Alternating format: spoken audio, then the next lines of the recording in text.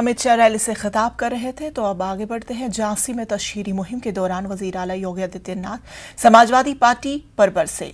उन्होंने कहा कि 2017 से कबल रियासत में बदनज़मी थी, लेकिन बीजेपी के इख्तिदार में आने के बाद नज़्म ज़ब्त की सूरत हाल बेहतर हुई है।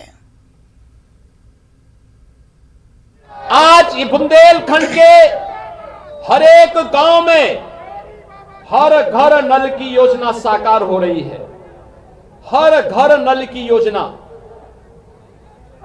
और जल भी कैसा, आरओ का पानी उसके सामने फेल हो जाएगा। आपने देखा होगा, हम ऐसा शुद्ध जल उपलब्ध कराने जा रहे हैं।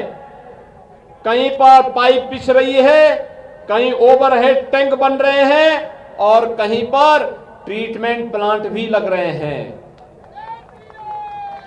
बहुत लंबा इंतजार नहीं, अब कुछ ही महीनों का इंतजार है। हमारी माताएं बहनों को जो गगरी लेकर के जाती थी, परेशान होती थी, दूर दूर से पानी लाने के लिए मजबूर होना पड़ता था।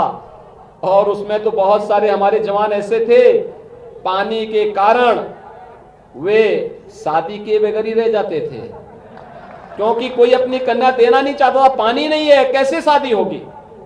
लेकिन भाइयों बहनों, अब बुंदेलखंड में किसी नौजवान को कुंवारा नहीं रहना पड़ेगा। कर्नाटक हाईकोर्ट में हिजाब तनाज़े पर समाअत का सिलसिला हुनूस जारी है। रियासती सतह पर इस मामले पर रियासत में उथल पुथल मची हुई है। सियासी, समाजी और तालीमी सतह पर भी ये मुद्दा मौज़ूए बहस है। अदालत में दलाइल पेश किए जाने का सिलसिला जारी है। इसी बीच मुस्लिम तालिबात हिजाब के हक में मुसलसल एहतिजाज कर रही है। विजयनगर, चित्रदुर्ग और यादगिरी में लड़कियों ने कॉलेज के बाहर एहतिजाज किया। चित्रदुर्ग में तालिबात को हिजाब पहनकर कॉलेज में दाखिल होने की इजाजत नहीं दी गई, लिहाजा तालिबात एहतिजाजन कॉलेज के बाहर ही पढ़ाई करने लगे हैं। यादगिरी के न्यू कन्नड़ पीयू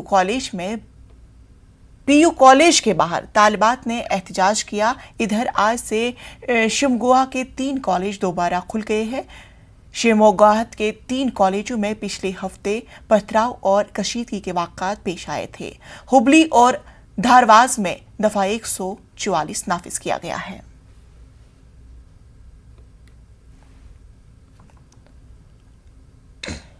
बिकॉज हमें बोला गया था कि अगर हिजाब आपको निकालना ही पड़ेगा अगर क्लास के अंदर जाना हो तो, बट कैंटीन में सब आने के लिए हम हिजाब डाल सकते हैं, लेकिन क्लास में रहने के लिए हमें हिजाब डालना ही पड़ेगा।